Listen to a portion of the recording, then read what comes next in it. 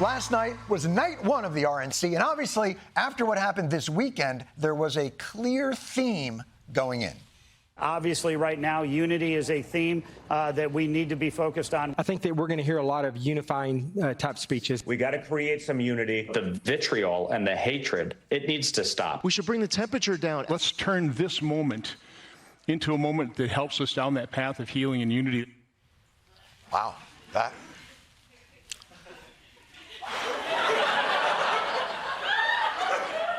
is Senator Ron Johnson of Wisconsin. He is known as a particularly divisive, or however you want to pronounce that, a divisive figure. So to hear that healing rhetoric coming from Ron Johnson is impressive. I, for one, look forward to hearing his unifying remarks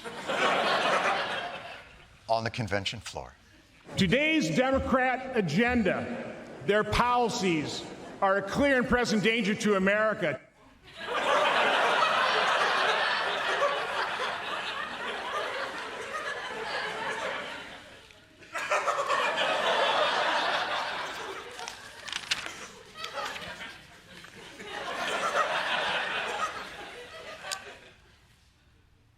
I'm sorry. I guess he's what's known as unity in the streets, divisive in the sheets.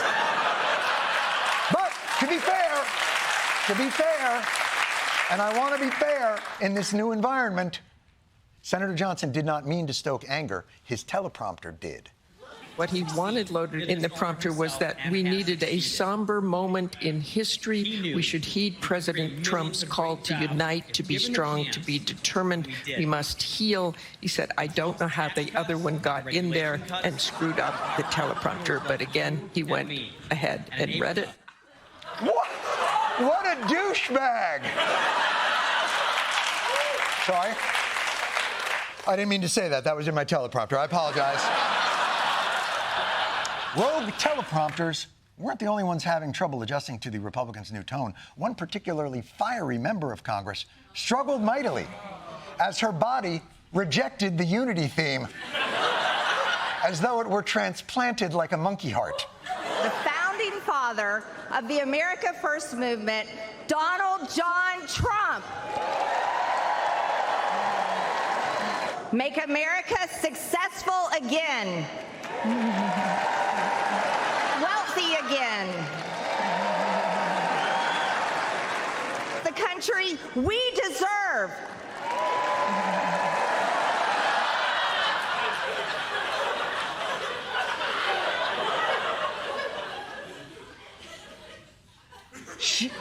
She knows she's making that noise, right? Or is that the noise she makes when the interior monologue is going, Marjorie, there's going to be plenty of time to talk about satanic Democrats. Just keep it in. Marjorie, this is hard to do. Oh, man. But perhaps the weirdest moment of last night was when the RNC looked like it was turning into the DNC. One of its featured speakers was Amber Rose, founder of the LA Slut Walk and a sex-positive pro-choice internet celebrity. Donald Trump and his supporters don't care if you're black, white, gay, or straight. It's all love. It's all love! It's love! You just better hope all that love doesn't lead to an ectopic pregnancy, because then...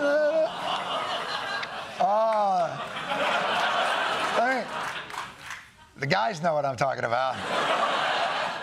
They're feeling that in the old fallopian tubes over there. But the moment that really felt like the DNC had snuck into the RNC was when Sean O'Brien, the president of the Teamsters Union, and apparently Rob Corddry doppelganger, came up to the lectern. Come on, Corddry! It's an honor to be the first Teamster in our 121-year history to address the Republican National Convention. The crowd went crazy until he began to tell them what he thinks. Legal protections that make it safer for workers to get a contract. Trade policies that put American workers first. Labor law must be reformed. Companies fire workers who try to join unions and hide behind toothless laws that are meant to protect working people but are manipulated to benefit corporations.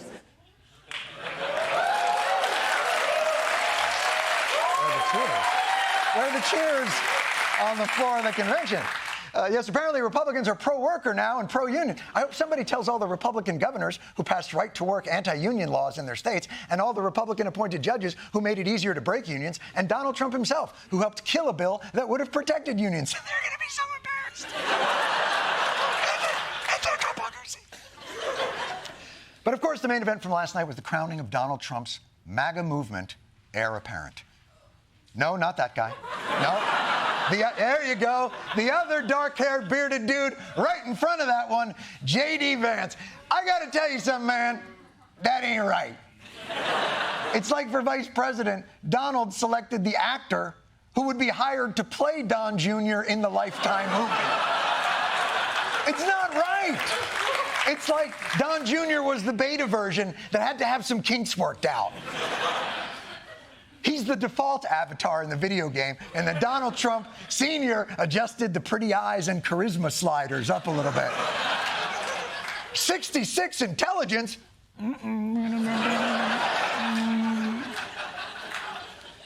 And then it was time for Donald Trump's big entrance. The great Lee Greenwood did the honors with a rousing rendition of God Bless the USA. Is there any doubt who's going to be the next president of the United States? Prayer works. This nation based on faith. Prayer works.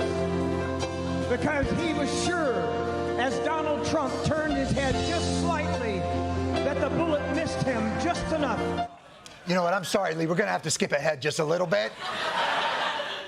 None of the side patter, if you could. The great Lee Greenwood, introducing Donald Trump. Here we go. We have believed for so long that God will make some changes in this country. And he's about to make a change in the current administration and send them home. Thank you, everybody, for being here. Just get to it! The man is wearing a time-release ear salve, for God's sakes. Help for our veterans, and God bless our military wherever they are in this United States and abroad. There would be no wars. Ladies and gentlemen, please welcome the next president of the United States.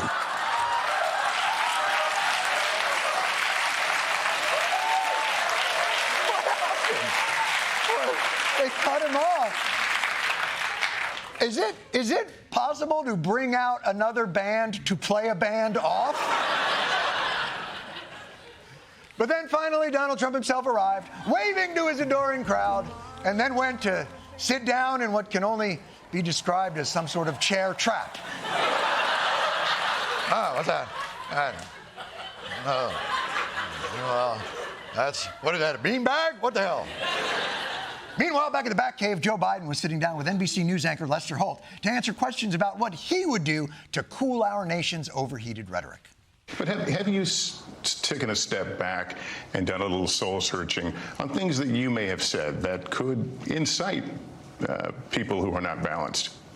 How do you talk about the threat to democracy, which is real, when a president says things like he says? Do you just not say anything because it may incite somebody? My opponent is engaged in that rhetoric. He talks about there'll be a bloodbath if he loses. Like, remember the picture of Donald Trump when Nancy Pelosi's husband was hit with a hammer, joking about it? This doesn't sound like you're turning down the heat, though. He's not turning down the heat. He's telling you what the other guy had been saying. How are you supposed to discuss the temperature of the rhetoric if you're not allowed to mention the rhetoric? It became clear that Biden was ready to turn it down. For everybody but Lester Holt. Are you seeing what they saw, which was moments of, frankly, that appeared to be confused? Lester, look, why don't you guys ever talk about the 28 lies he told? Where are you on this?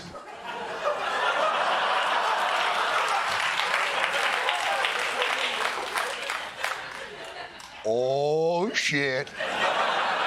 Seriously, you won't answer the question, but why didn't the press talk about all the lies he told? Let me ask you something, Lester. Let me ask you something. Let me ask you this. Who's got two thumbs, Lester? and is about to beat your ass. But of course, this entire debate over rhetoric is happening because of the attempted assassination of Donald Trump over the weekend at a rally in Pennsylvania, which was obviously terrifying and disorienting. And I think I learned that in an emergency, when shit hits the fan in this country, the internet is a great source of information. For instance, within minutes, I found out that this is staged. And then I found out that it was actually an inside job. And then I found out that it was Joe Biden who ordered it. And then I found out that this guy is the shooter. Great job, internet, you did it. Except it turns out that that guy is an Italian football commentator named Marco Violi. Who does, to be fair, look a little shootery. But I can only assume was in Italy sipping Aperol spritzes on the piazza when he got a panicked call from his nonna. Marco! Marco! Why, Marco?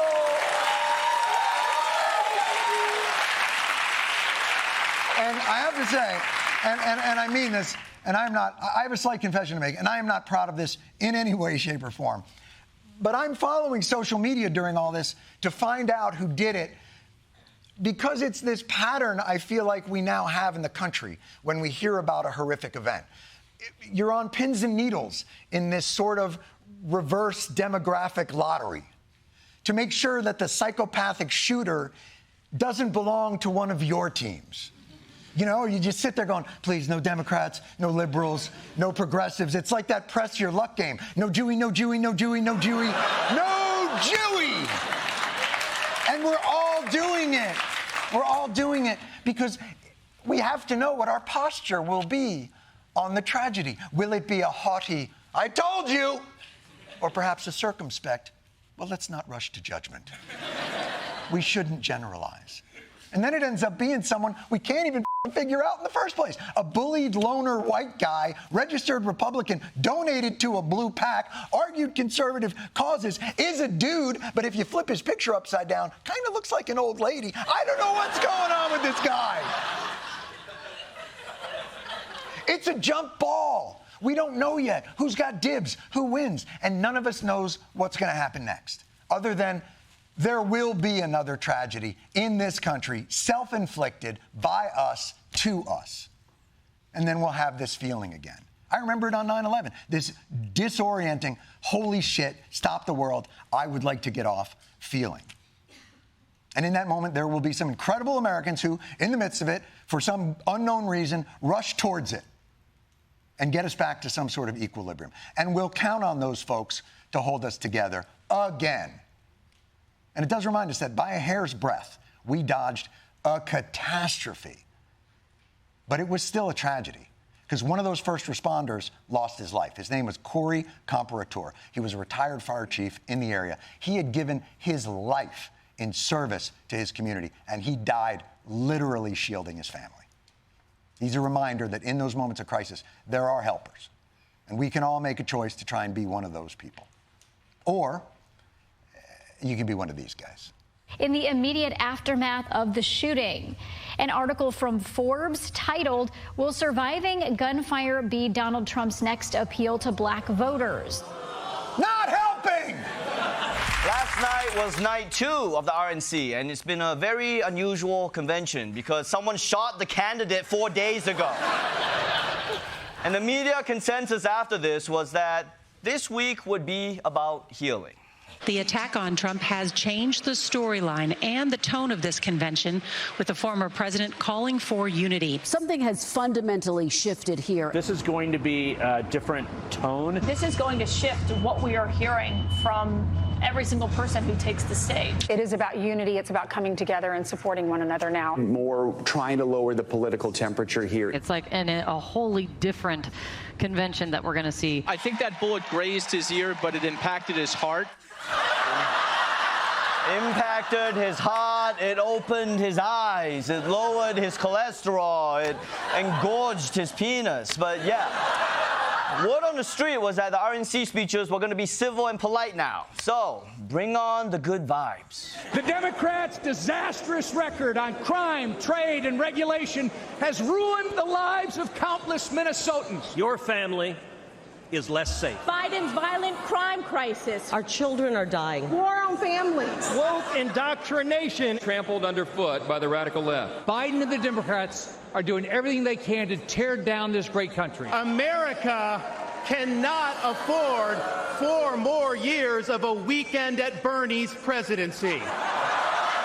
Kumbaya, my lord. Kumbaya. I mean, I guess this is toning it down. And for the record, it is totally unfair to compare Joe Biden's presidency to Weekend at Bernie's, okay? For one thing, Bernie could pass as an alive person, okay? Also, that movie got a sequel. But it wasn't all death and destruction. There was also a lot of ass kissing, like from the co-chair of the Republican National Committee, Laura Trump. Yes, Laura Trump. I wonder if they're related. I know that I'm lucky enough to get to call him my father-in-law, my father-in-law, my father-in-law, father-in-law, my father-in-law, my father-in-law. And if not for the support and encouragement of my father-in-law, I wouldn't be where I am today. Yeah, we kind of figured that. But hey, I'm not hating, okay? I would love to have a father-in-law who gives me a career. I mean, all my father-in-law gives me is anger that I haven't given him a grandchild. Like, chill out, man. I'll hit it raw when I'm ready. But the RNC has to win over more demographics than just daughters-in-law. So when the former presidential candidate and Indian Tintin, Vivek Ramaswamy, took the stage, he made an appeal to young voters. Our message to Gen Z is this. You're going to be the generation that actually saves this country. You want to be a rebel? You want to be a hippie? You want to stick it to the man? Show up on your college campus and try calling yourself a conservative. Say you want to get married, have kids. Okay, you know what? Diversity, bring back the white people. Yo, it's like he expects us to believe all the cool kids are hanging out behind the bleachers like, hey, after we finish not having sex, let's fund offshore fracking. And as an Asian, I just want to make it clear that Vivek Ramaswamy does not represent me, okay? Because Indians are not Asians. But if Vivek didn't convince young people that it's cool to be Republican, hey, check out this sick beat. It's the mayor of Magaville, baby. Hey, you know who we voting for? We voting Donald Trump, baby. America needs saving. America needs saving. I didn't think it was possible to dishonor Vanilla Ice, but they did it. In fact, I wish I got shot in the ear so I'd have to listen to that shit. But do Republicans not remember? They have Kanye. Like, I know he's a bit of a Nazi now, but I really don't think this room will mind. Now, the main theme of night 2 was making America safe again, which got off to a bad start when Rudy Giuliani did an impression. When he did an impression of his net worth and plummeted to the ground. I mean, don't worry, everyone, he's fine, okay? Fortunately, the only thing that can hurt Rudy is garlic and holy water. But the theme was meant to highlight crime and drug use in America. And some speakers came out to talk about how much real tragedy they've suffered these last few years. My son murdered with a knife on the streets of New York City. My beloved sister Rachel murdered by a suspected illegal immigrant. I was insulted as a guest at the White House Correspondents' Dinner.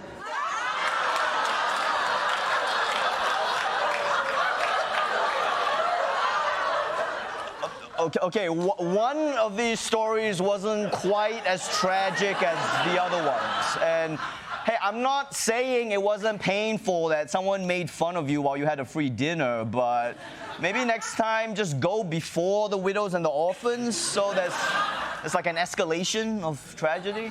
But you know what? Sarah Huckabee Sanders was probably just ramping up. I'm sure she suffered a much worse tragedy. My family was denied service and kicked out of a restaurant. Okay, lady, you heard the speeches before you, right? There are people who are like, my whole family's addicted to fentanyl. And you're like, I know, right? And Chipotle totally skimped on my guac. Come on, you gotta give me something tragic. Make me tear up. And a parent at my 3-year-old son's preschool spit on my car. Okay. Sarah is like, what is happening to America? When someone can just walk up to my car and spit on that thing. Why are you even, don't applaud it, don't applaud it. Why are you even mad about that? You're in Arkansas, isn't that just a car wash there? And if that wasn't enough news to cover in a day, there's another gigantic story brewing. Keep your news alerts on because the Democrats might be recasting a very big role. Breaking news about President Biden's candidacy. The New York Times sources close to President Biden say he's beginning to accept he might have to leave the race. Axios says he could drop out as soon as this weekend. It's reached almost a fever pitch. Chuck Schumer, Hakeem Jeffries, Nancy Pelosi have all had very direct conversations with President Biden. His political fate more precarious than ever. An increasingly dire moment. His fate now hanging in the balance. Nearing the point of no return. We are close to the end of his candidacy. To be clear, when you're talking about an 81-year-old, you gotta be clear about that. Think about how strange this moment is. In the span of 1 week, one candidate got shot, and the other guy might drop out. I mean, years from now, children will be reading about this in history books. I mean, not in Florida. They won't have those, but everywhere else. And on top of that, all of that, Biden has COVID, which is no joke for a man of his age, especially because this is an unusual strain where the brain fog hits you 3 weeks ago. But last night's big speech was from Donald Trump's new running mate, J.D. Vance, who wanted to introduce himself to the world. And this is what he went with. And while we're on the topic of grandparents, let me tell you another Mamaw story. Now, my Mamaw died shortly before I left for Iraq in 2005. And when we went through her things, we found 19 loaded handguns.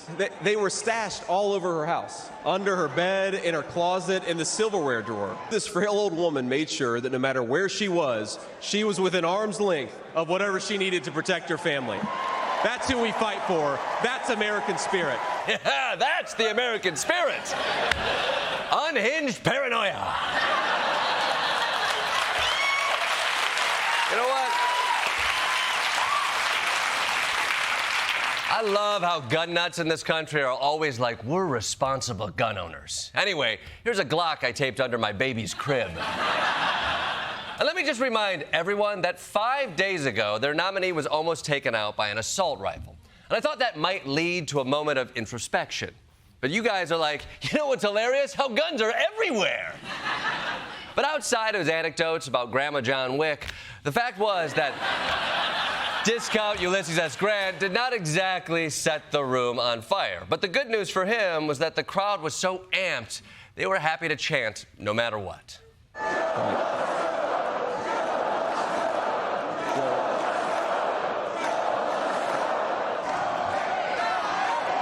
O-H-I-O, O-H-I-O.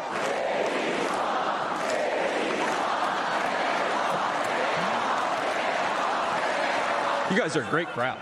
Wow. And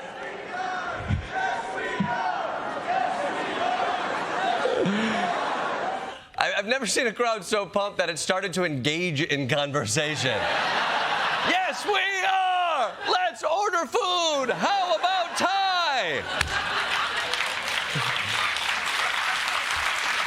By the way, if you're wondering why the Ohio chant is O-H-I-O, it's because it's the only word people from Ohio can spell. Go blue, you hillbilly f***. But But tonight was the final night of the RNC. It was the last chance to address the events of last Saturday. So, to heal a hurting nation, the RNC brought in their most dignified voices to deliver their message with gravity and respect. What happened last week when they took a shot at my hero and they tried to kill the next president of the United States? Enough was enough, and I said, let Trumpomania run wild, brother. Whoa! Thank you. The healing has begun. He's going to make a great energy secretary. Now, you can laugh that one of the keynote speakers on the last night of the Republican convention is a washed-up fake wrestler. But I'll tell you what, I think Trump just locked up the vote of every teenager in 1992.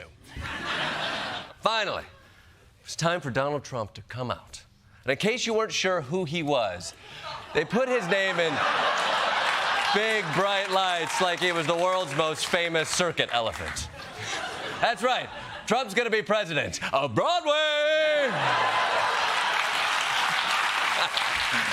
And once the cheers died down and the speaking began, Trump made some big promises. 4 months from now, we will have an incredible victory, and we will begin the 4 greatest years in the history of our country. Oh, I don't know. Best 4 years? What about 91 to 95? Wu-Tang, Nirvana, unironic fanny packs, Michael Jackson before it got too weird, you know? I'll put those 4 years against any in history. Now, all week we heard Trump was going to come out with a new message of unity. And you know what? He delivered. As Americans, we are bound together by a single fate and a shared destiny. We rise together or we fall apart. I am running to be president for all of America, not half of America, because there is no victory in winning for half of America. Which is why I'll be deporting the half that doesn't like me. Problem solved. You know what? You know what? No. I'm being a hater. This is a changed man up here. He's calling for an end to discord. Let's hear how we can bring about this unity together. If Democrats want to unify our country, they should drop these partisan witch hunts, which I have been going through for approximately 8 years.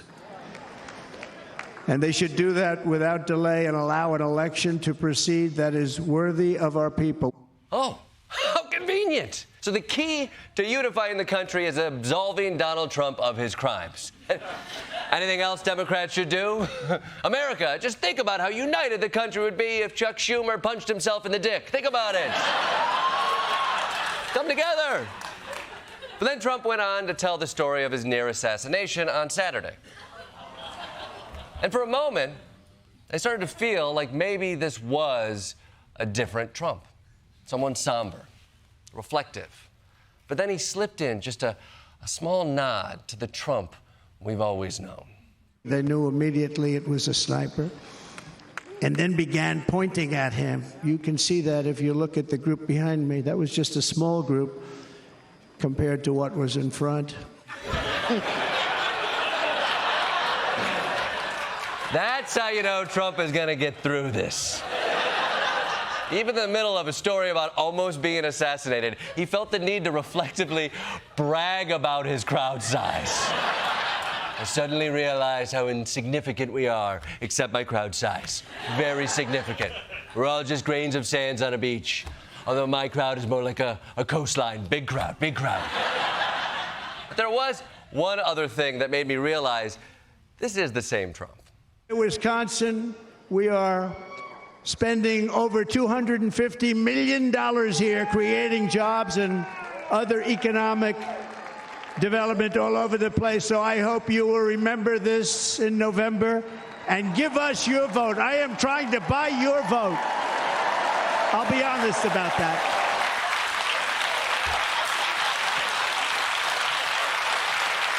He's trying to do a quid pro quo in the middle of his convention speech. Slow down. No, my man, you don't get total immunity until after the election. So that was Trump's speech. A changed man who is basically the same man as before.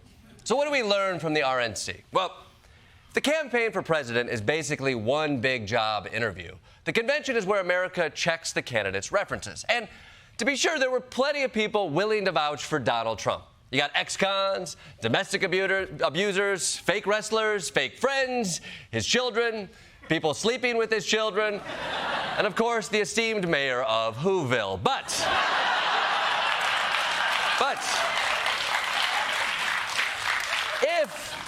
if this is a job interview, it's worth noting who we didn't see. Most of the people who actually worked with him in the White House. And if America's going to do our due diligence, we might as well call our references to hear what they have to say about him. Anyone who puts themselves over the Constitution should never be president. I think he's unfit for office. Richard Nixon looks like a choir boy next to Donald Trump. The gravest threat to democracy that we've ever seen. He failed at being the president when we needed him to be that. Doesn't like to read, doesn't read briefing reports. Absence of leadership, really anti-leadership. Wannabe dictator. Shouldn't be anywhere near the Oval Office. Nothing but contempt for our democratic institutions, our Constitution, and the rule of law. The president has the understanding of a 5th or 6th grader. Rex Tillerson saying this about the president, quote, he's an effing moron.